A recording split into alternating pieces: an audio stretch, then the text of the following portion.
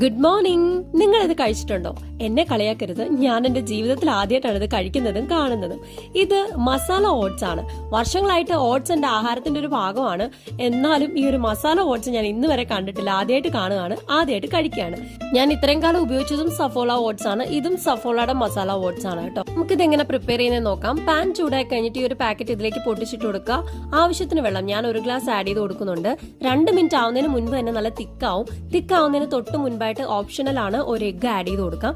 എഗ്ഗിലേക്ക് കുറച്ച് സോൾട്ടും പെപ്പറും ആഡ് ചെയ്താൽ കുറച്ചും കൂടെ ടേസ്റ്റ് ഉണ്ടാവും.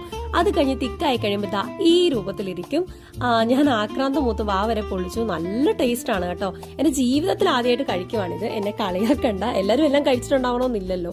ഞാനാണ് പാലൊഴിച്ച് മാത്രം ഇവിടെ ഓട്സ് കഴിക്കുന്ന ആളാണ്.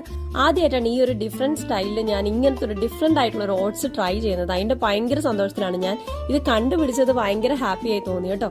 അപ്പോൾ എന്റെ വീഡിയോ ഇഷ്ടപ്പെടുവാണെങ്കിൽ ഫോളോ ചെയ്യാം.